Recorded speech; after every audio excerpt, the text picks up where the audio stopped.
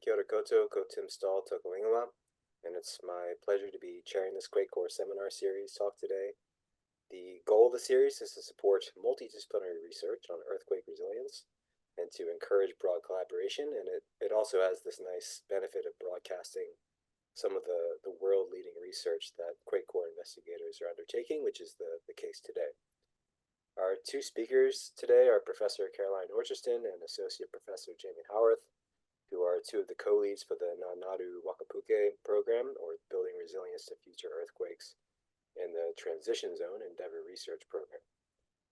Caroline is the director of the Center for Sustainability at the University of Otago. She's also associate director for QuakeCoRE and has served as co-lead of the Resilience to Nature's Challenges Rural Communities theme. She was also science lead of AF8 for the last 8 years, just recently stepping down after building out a really strong legacy of engagement with different communities around New Zealand. And her research focuses on disaster risk reduction, risk communication, and scenario-based earthquake response planning. Jamie is Associate Professor of Earth Science at Victoria University of Wellington. And I think it would be fair to say that he's a world leader in developing and interpreting sedimentary records of environmental change, which includes the rapid environmental changes brought on by earthquakes and climatic shifts. And in that regard, one of his focuses is on major plate boundary faults in New Zealand, such as the Alpine Fault and Hikurangi subduction zone. Jamie and Caroline's research program runs from 2024 to 2028 and has brought together 35 different investigators, 8 PhD students, and 3 postdocs who will be working on this sticky problem of earthquake resilience in central New Zealand. And so I'll turn it over to them in just a second, but before we get started, could I just remind you to please check that your microphone is muted. Questions can be raised in the chat at any time during the presentation, and we'll get to them at the end. Or you can simply use the raise hand function at the end to ask a question directly. The presentation is being recorded and will be available on YouTube sometime after closing. Jamie and Caroline, I'll give you some form of a 5-minute warning in the form of an emoji or something in the chat. But I'll turn it over to you now. Thanks very much. Morena, for Dr. Jamie Howarth, toko ingoa. Thank you for coming along this morning to hear a reasonably quick 25-minute primer on what we have in store for our research program, Ngā Ngaru Wakapuke, Building Resilience to Future Earthquake Sequences.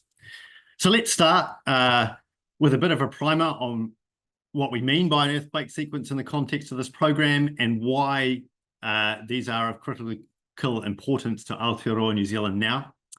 So when we talk about an earthquake sequence, what we're referring to is a series of large main shock earthquakes separated in time by years to decades that propagate along a fault system such that there's spatial overlap in their strong ground motions and hazards associated with those, in addition to secondary hazards like liquefaction, landsliding, and sediment cascades.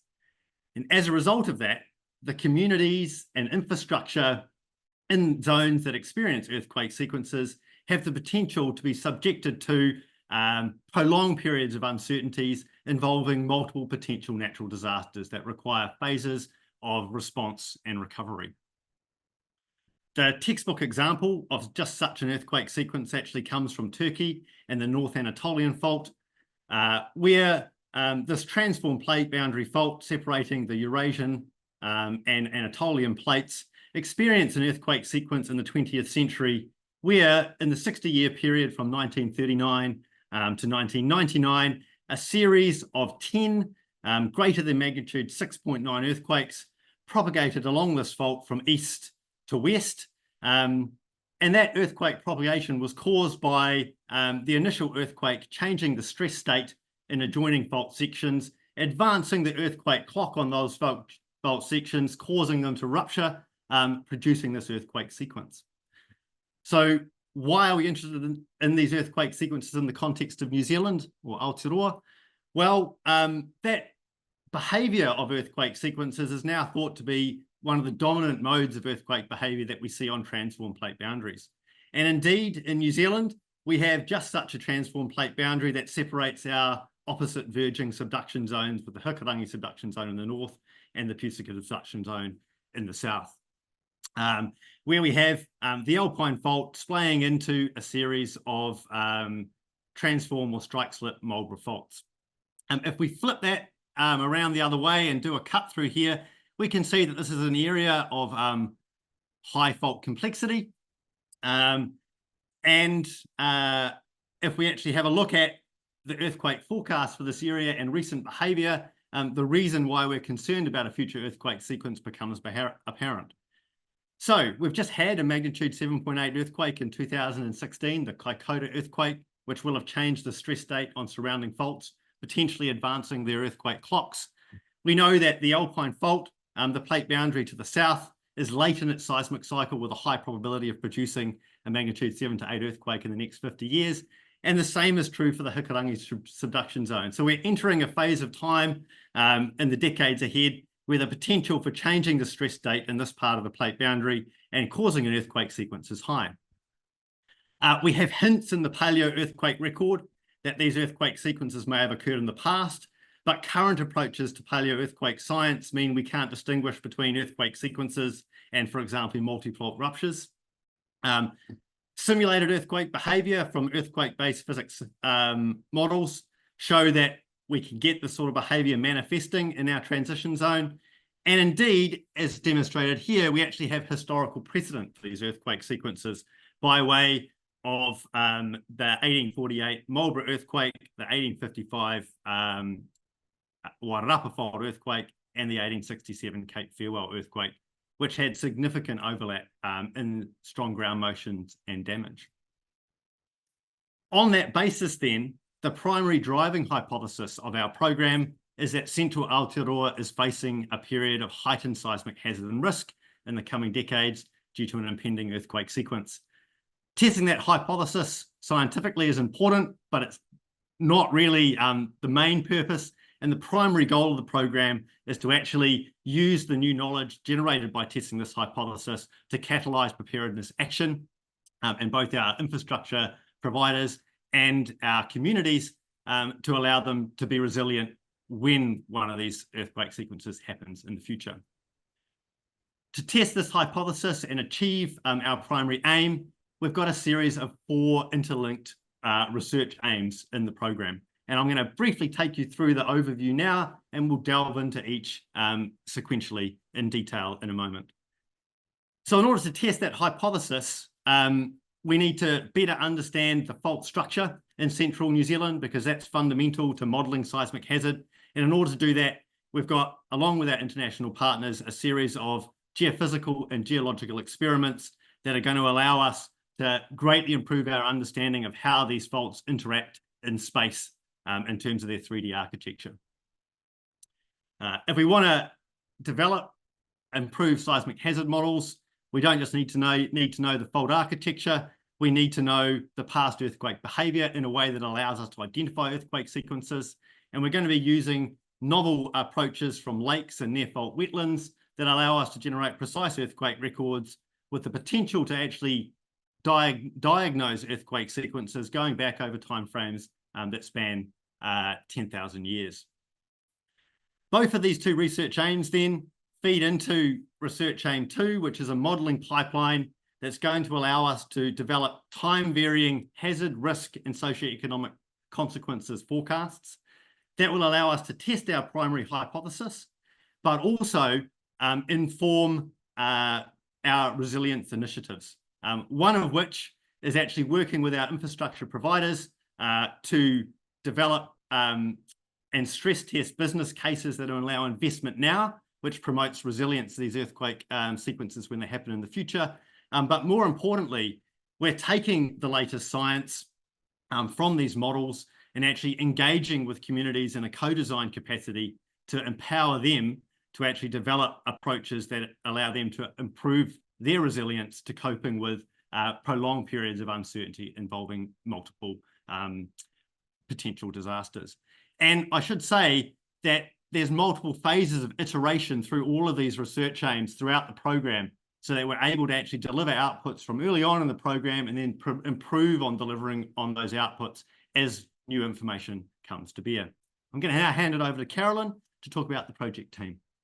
Kia ora koutou everyone. Thank you so much for joining us. I'm Associate Professor Caroline, or just a not professor yet. Thanks though, Tim, for that. So this is our team. We have a really interdisciplinary team with really a huge amount of talent coming into this program. So you can see those 4 work streams with their co-leads and their various teams beneath. It's a team of 35. It's a decent size.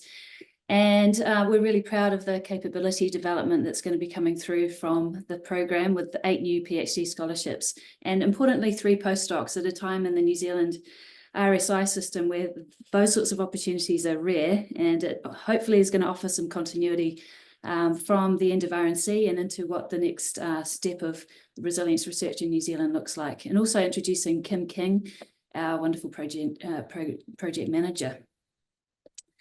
Okay, so we had our kickoff noho marae at Te Raukaramu, which is the wonderful new marae at Massey campus. It's only 3 years old.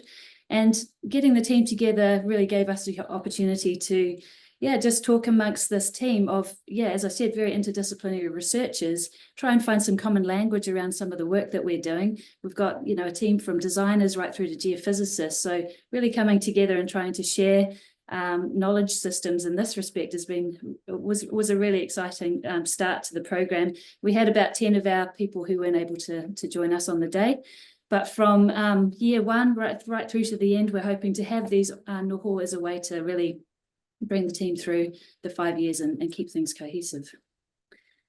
So as Jamie mentioned, we have these 4 work streams. So I'm going to cover off RAs 1 and 2, the future and the forecast. So the future program is all about co-design and culturally responsive community-led scenario development, which is weaving together different knowledge systems to really help to inform resilience initiatives for communities, but also for business and for government.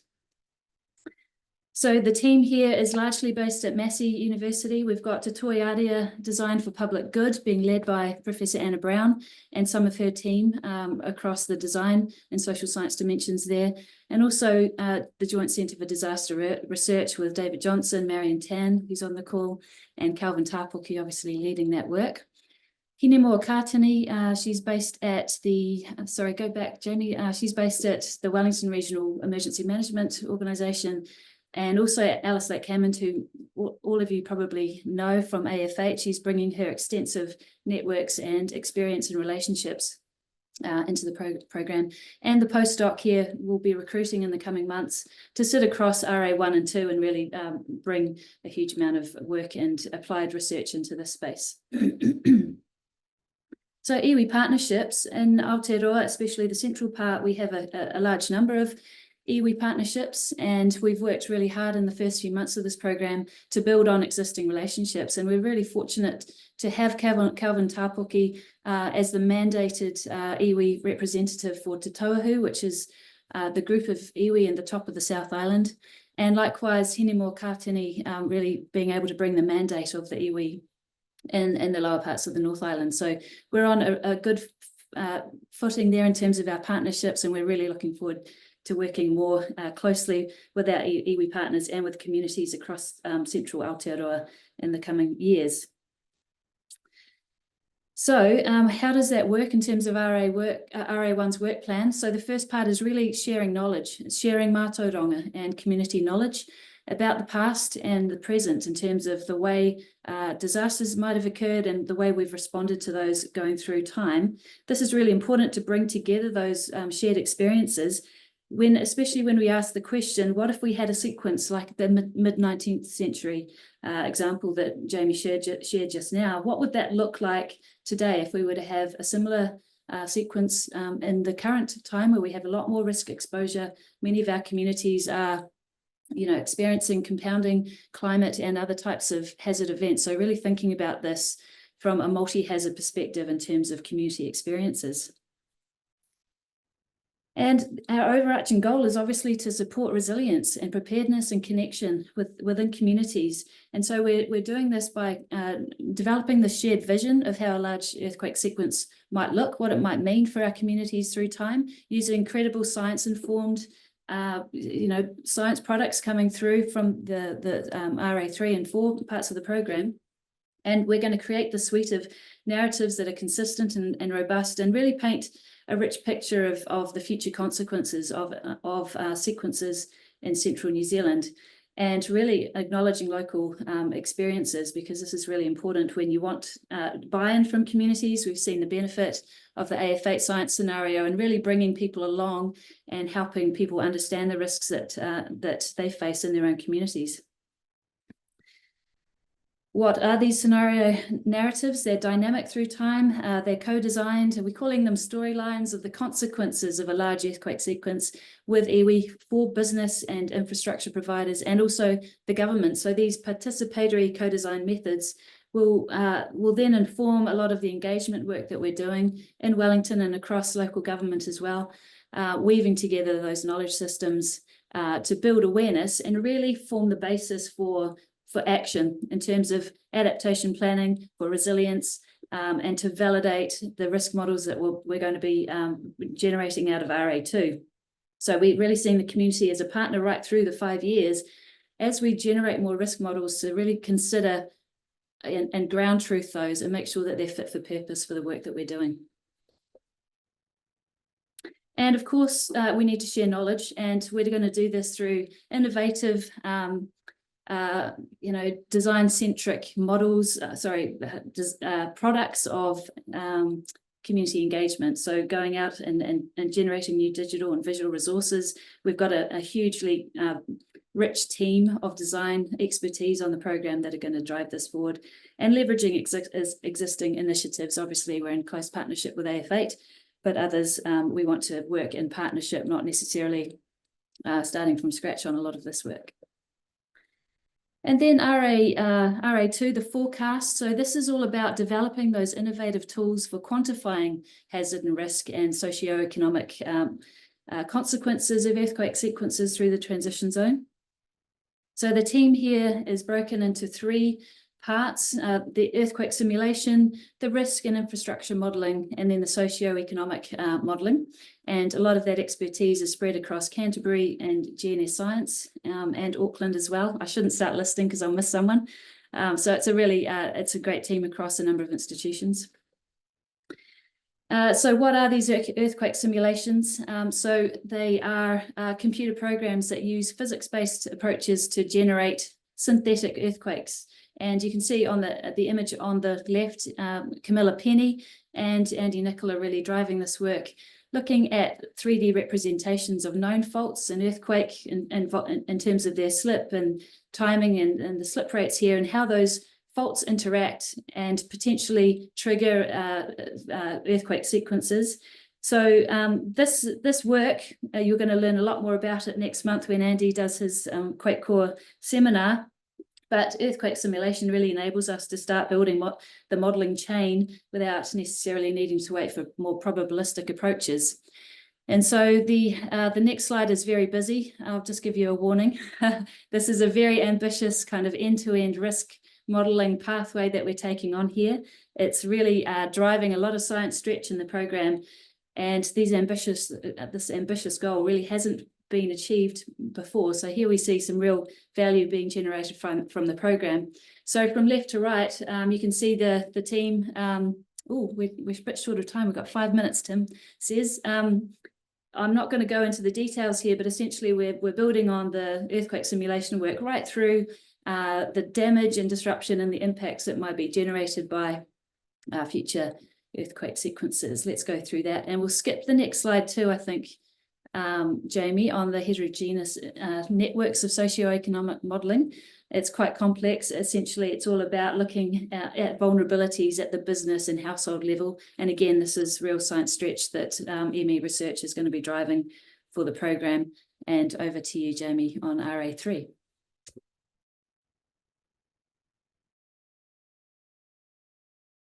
Helps that you can hear me. If we're going to test that hypothesis that central New Zealand is in a period of heightened seismic hazard due to a future earthquake sequence. We really need to have an understanding of the pattern of earthquakes and whether or not that contains sequences going back deep into the past. And so the past research aim is really using novel paleoseismic techniques from lakes and wetlands to achieve just this. Let's have a look at a synoptic view. Have a quick look at the team. There's 4 of us leading the research here from Victoria, GNS Science, Otago and Canterbury. The important thing to note is we don't have a lot of capability in Aotearoa in these novel paleoseismic tools. And so we have a postdoc and 3 PhDs that we're going to mentor and develop that capability through the program. Let's have a look at the synoptic view of this particular research aim. It's got 5 critical steps that are going to help us build this long record of earthquakes for the transition zone. So we're going to start with retrieving long sediment records from lakes and wetlands that allow us to go back across the last 10,000 years at high resolution. We're going to use those long records to develop 2 types of earthquake catalogue. The first is from lakes, and this is a record of the spatial distribution of shaking back through time that allows us to separate events that are spaced apart by timeframes in the order of weeks to months. The limitation of that data is that we don't know on the specific faults on which those earthquakes occurred. That's where the other type of earthquake catalogue comes in. We're actually able to generate earthquake records on specific faults. We're then going to fold these 2 things together with some physics-based ground motion modelling to produce a catalogue of where earthquakes are happening in space and time over the last 10,000 years that allow us to identify earthquake sequences. Those catalogues have 2 purposes. They're going to inform a suite of sensitivity testing for a range of earthquake simulators that are used here in New Zealand, but also being developed by our partners in the US and Japan. And that will be informed by the new fault structure coming out of RA4, and also will lead into allowing us to test this hypothesis of heightened seismic hazard by informing probabilistic seismic hazard developed in RA2. Here is the experiment. I won't go into detail except to say that we're going to be targeting 14 new lake sites and 5 new near fault wetlands across the transition zone. And this is complemented by the existing paleoseismic data here in grey. How does this approach actually work? I'm going to very quickly show you how we can identify an earthquake sequence from paleoseismic data where we wouldn't usually be able to without the new types of data we're bringing to bear. So here you have the central alpine fault and the Marlborough fault system with earthquake data, both from on-fault records where we know the fault is ruptured and from the shaking distribution from lakes for about 1400 CE. Interestingly here, in the central part of this distribution of paleo-earthquake data, we see that the lakes record multiple events closely spaced in time. When we look at the time distribution of all of this data, we see that it sort of overlaps, but there are actually 2 broad populations in here, one to the north and one to the south. And when we bring this data from the lakes of 2 events to bear, we actually see that we have multiple populations of earthquakes in this data set separated by a few years to decades. And the way that passes out by way of interpretation is actually 2 earthquakes, one on the central alpine fault, which then 20 to 30 years later triggered another one on the northwestern alpine fault section. And interestingly, when you look back over the last 1500 years, we see that 50% of alpine fault earthquakes on the central section generated a sequence-like behaviour. We're going to extend this throughout the Marlborough fault system and back through time to generate a really rich record of those past earthquakes to inform that seismic hazard.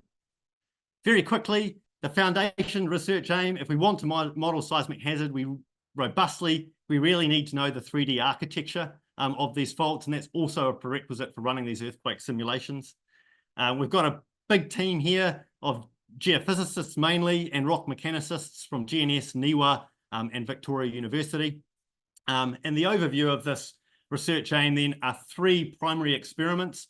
One is active source imaging of the crustal structure in terms of the subduction zone and the crustal faults in the transition zone. We've also got a passive source seismology deployment that's going to look at informing fault structure, but also stressing rates.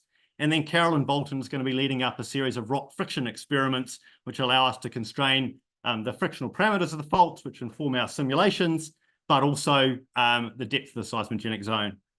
They combine to produce what we think will be a step change in our understanding of 3D architecture of the fault system that informs our modelling in both RA2 and RA3.